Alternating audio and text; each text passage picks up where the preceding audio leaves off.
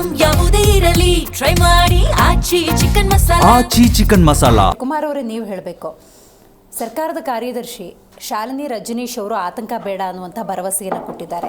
ಇನ್ನು ಹರ್ದೀಪ್ ಸಿಂಗ್ ಪುರಿ ಅವರು ಕೂಡ 1,35,335 ಮೆಟ್ರಿಕ್ ಟನ್ ಕಚ್ಚಾ ತೈಲ ಹಡಗಿನ ಮೂಲಕ ಬಂದಿದೆ. ಇನ್ನು 36 ಗಂಟೆಗಳಲ್ಲಿ ಸಂಸ್ಕರಣಾಗಾರಗಳಿಗೆ ನಾವು ಕಳಿಸ್ತೀವಿ, ಯಾವುದೇ ರೀತಿಯ ತೊಂದರೆ ಇಲ್ಲ. ಡೊಮೆಸ್ಟಿಕ್ಕಿಗೆ ಯಾವುದೇ ರೀತಿ ವ್ಯತ್ಯಯ ಆಗಲ್ಲ, ಕಮರ್ಷಿಯಲ್ಗೆ ಒದಗಿಸೋದಿಲ್ಲ. ಯಾಕೆ ಅಂತ ಹೇಳಿದ್ರೆ ಗೃಹ ಬಳಕೆಗೆ ತೊಂದರೆ ಆಗಬಾರ್ದು ಅನ್ನುವಂಥ ಸ್ಪಷ್ಟ ನಿರ್ದೇಶನವನ್ನು ಕೊಟ್ಟಿದ್ದು ನೀವು ಕೂಡ ಕೇಳಿಸ್ಕೊಂಡ್ರಿ. ಆದರೂ ಸರ್ಕಾರ ಎಡವಿದೆ ಅಂತ ನೀವು ಹೇಳ್ತಾ ಇದ್ದೀರಿ. ಎಲ್ಲಿ ಸೆಂಟ್ರಲ್ ಗೌರ್ಮೆಂಟ್ ಎಲ್ಲಿ ಎಡವಿದೆ? ಮೇಡಮ್, ಭಾರತ ದೇಶ ಒಕ್ಕೂಟ ವ್ಯವಸ್ಥೆಯಲ್ಲಿರುವಂಥ ರಾಷ್ಟ್ರ. ಸದಾ ನಾವು ವಿದೇಶಾಂಗ ನೀತಿಯನ್ನು ನಮ್ಮ ದೇಶಕ್ಕೆ ಮಾರಕ ಆಗುವಂತೆ ಎಂದೂ ಕೂಡ ಸ್ವಾತಂತ್ರ್ಯದ ನಂತರದ ದಿನಗಳಲ್ಲಿ ಆಲೋಚನೆ ಮಾಡಿದ್ದೇ ಇಲ್ಲ.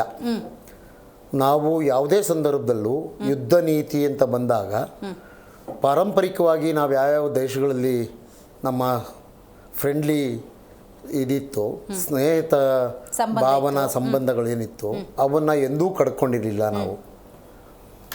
ಇತ್ತೀಚಿನ ದಿನಗಳಲ್ಲಿ ಕೆಲವು ವ್ಯಕ್ತಿಗಳ ಹಿತಾಸಕ್ತಿಗಾಗಿ ಭಾರತ ಸರ್ಕಾರ, ಅದರ ಮುಖ್ಯಸ್ಥರು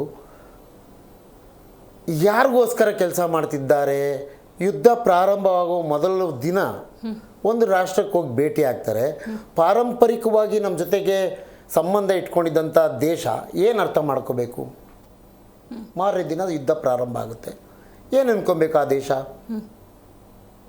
ಯುದ್ಧ ಮಾಡ್ತಿರೋ ದೇಶದ ಪರವಾಗಿದ್ದಾರೆ ಅಂತ ಅನ್ಕೋಬೇಕಾ? ಅಲ್ಲ, ನೀವೇನು ಅರ್ಥ ಮಾಡ್ಕೊಂಡ್ರಿ ಹೇಳಿ. ಅಲ್ಲ, ನಾನು ಅರ್ಥ ಮಾಡ್ಕೊಂಡಿರೋದು ಏನಕ್ಕೆ ಅಂದರೆ, ನೋಡಿ ಹೇಳ್ತೇನೆ, ಚೈನಾ ಮತ್ತು ರಷ್ಯಾಗೆ ಯಾವುದೇ ಆತಂಕ ಇಲ್ಲದೆ ಅನಿಲ ಪೂರೈಕೆ ಮಾಡ್ತೇವೆ ಅಂತ ಹೇಳಿ, ಕ್ರೂಡ್ ಆಯಿಲ್ ಪೂರೈಕೆ ಮಾಡ್ತೀವಿ ಅಂತೇಳಿ ಪ್ರತಿದಿನ ರಾಷ್ಟ್ರಗಳಿಗೆ ಪೂರೈಕೆ ಆಗ್ತಿದೆ. ಭಾರತ ದೇಶ ತನ್ನ ದೇಶದ ಬಳಿ ಬಂದು ಯುದ್ಧ ಸಂಬಂಧಪಟ್ಟಂತ ತರಬೇತಿ ಹಡಗನ್ನ ಒಡೆದುಳಿಸುವಾಗ ನಿಶಬ್ದವಾಗಿದ್ದರೆ, ಯುದ್ಧ ಪ್ರಾರಂಭವಾಗ ಮುನ್ನ ದಿನ ಯಾರು ಯುದ್ಧ ಮಾಡಕ್ಕೆ ಪ್ರಾರಂಭ ಮಾಡ್ತಾರೆ ಆ ದೇಶದ ಜೊತೆ ಹೋಗಿ ತಪ್ಕೊಂಡು ಮುದ್ದಾಡಿದ್ರೆ ಏನು ಅನ್ಕೋತಾರೆ? ನಾವು ಅನ್ಕೊಂಡಿಲ್ಲ, ನಮ್ಮ ನೀತಿ ಏನೋ ಬೇರೆ ಕಾರಣದಿಂದ ಇರ್ಬೋದು ಅಂತ ಅನ್ಕೋತೀವಿ. ಆದರೆ ಆ ದೇಶ ಏನು ಅನ್ಕೊಳುತ್ತೆ? ಯುದ್ಧಕ್ಕೆ ಒಳಗಾಗಿರುವಂಥ ದೇಶ ಏನು ಅನ್ಕೋಬೇಕು? ನಮ್ಮ ಪಾರಂಪರಿಕವಾದಂಥ ಒಬ್ಬ ಸ್ನೇಹಿತ, ನಮ್ಮ ಸಂಬಂಧಿ, ನಾವು ಅತಿ ಕಡಿಮೆ ಬೆಲೆಯಲ್ಲಿ ಕೊಂಡ್ಕೋತಾ ಇದ್ದಂಥ ಕ್ರೂಡ್ ಆಯಿಲ್ ದೇಶ ಏನು ಅನ್ಕೋಬೇಕು? ನಾವು ಈ ರಾಷ್ಟ್ರಕ್ಕೆ ಪರಮಾಪ್ತ ಸ್ನೇಹಿತರಾಗಿದ್ವಿ. ನಾವು ಅಕ್ಕಿಯನ್ನು ಕೊಂಡ್ಕೊಂಡು ಅಥವಾ ಏನೇನೋ ತೆಗೆದುಕೊಂಡು ಆಮದು ಮಾಡಿಕೊಂಡು ರಫ್ತು ಮಾಡ್ತಿದ್ವಿ. ನಮ್ಮ ಮೇಲೆ ಇವ್ರಿಗೆ ಯಾಕೆ ಈ ಥರದ್ದು ಬಂತು ಅಂತ ಅವ್ರಿಗೆ ಅನಿಸುತ್ತೋ ಇಲ್ವೋ? ರಷ್ಯಾಗೆ ಚೈನಾಗೆ ನಿರಂತರವಾಗಿ ಸಪ್ಲೈ ಆಗ್ತಿದೆ, ಭಾರತಕ್ಕೆ ಸ್ಟಾಪ್ ಆಯ್ತು. ಭಾರತಕ್ಕೆ ಸ್ಟಾಪ್ ಆಯ್ತು. ಇನ್ಫಾರ್ಮೇಶನ್ ನಾನು ಕೊಡ್ತೀನಿ. ಫೆಬ್ರವರಿ 25, 26 ಬೆಂಜಮಿನ್ ನೇತನ್ಯಾಹುನ ಭೇಟಿಯಾಗುವಂಥ ನರೇಂದ್ರ ಮೋದಿ ಯಾವ ಕಾರಣಕ್ಕೆ ಹೋಗಿತ್ತು ಅಂದರೆ, ಸ್ಪೆಷಲ್ ಸ್ಟ್ರಾಟಜಿಕ್ ಪಾರ್ಟ್ನರ್ಶಿಪ್ಪು. ಈಗ ಡಿಫೆನ್ಸ್ ಇರ್ಬೋದು ಅಥವಾ ಟೆಕ್ನಾಲಜಿ ಇರ್ಬೋದು ಆ್ಯಂಡ್ ಸೈಬರ್ ಸೆಕ್ಯೂರಿಟಿ, AI ಬಗ್ಗೆ ಮಾತುಕತೆಯನ್ನು ನಡೆಸ್ಕೊಂಡು ಬರ್ತಾರೆ. ಅದು ಇಸ್ರೇಲ್ಗಾದರೂ ಹೋಗಲಿ, ಅಮೇರಿಕಕ್ಕೆ ಹೋಗಲಿ, ಲಂಡನ್ಗೆ ಹೋಗಲಿ, ನಮ್ಮ ಮಿತ್ರ ರಾಷ್ಟ್ರ ಅಂತ ಅನ್ನಿಸ್ಕೊಳ್ಳೋ ಇರಾನ್ನು ಆ ಭೇಟಿ ಆ ಮಾತುಕತೆಗೆ ಆಗಿದ್ರೆ ಅವ್ರು ಯಾಕೆ ತಪ್ಪು ತಿಳ್ಕೊತಾರೆ? ಒಂದು ನಿಮಿಷ, ನೀವ್ಯಾಕೆ ತಪ್ಪು ತಿಳ್ಕೊತೀರಿ? ಒಪ್ಕೋತೀನಿ ನಿಮ್ಮ ಮಾತನ್ನ. ಇದು ಅದು ಅಂತ ಹೇಳ್ತೀರಿ, ಸೈಬರ್ದು ಲೈನ್ ಎಲ್ಲ ಅಲ್ಲೇ ಇರೋದು ಒಪ್ಕೋತೀನಿ ನಾನು. ಆದರೆ ಅದಾದ ನಂತರ ನನ್ನ ದೇಶದೊಂದಿಗೆ ಅವ್ರ ಹತ್ರ ನೀವು ಏನು ಹೇಳಿದ್ರಿ, ಮಿಲ್ಟ್ರಿದು ಏನೇನೋ ತಗೊಳ್ಳೋದಕ್ಕೆ ಹೋಗಿದ್ರು ಅಂತ. ನಿನ್ನ ಜೊತೆಗೆ ಸಂಬಂಧ ಇಟ್ಕೊಂಡು ತರಬೇತಿ ನೀಡ್ತಾ ಇರೋ ಸಂದರ್ಭದಲ್ಲಿ ಭಾರತ ದೇಶದಲ್ಲಿ ಅವ್ರದ್ದೊಂದು ಯುದ್ಧ ಹಡಗು, ಅಲ್ಲೇನಪ್ಪ ಮಾತುಕತೆ? ಇಲ್ಯಾಕಪ್ಪ ಹೊಡೆದಾಕ್ತೀರಾ? ಬಂದು ಇದನ್ನ ಹಡಗನ್ನ ಹೊಡೆದಾಕಕ್ಕೆ ಅವಕಾಶ ಯಾಕೆ ಕೊಡ್ತೀರಿ ನಿಮ್ಮ ಲ್ಯಾಂಡ್ ಹತ್ರ?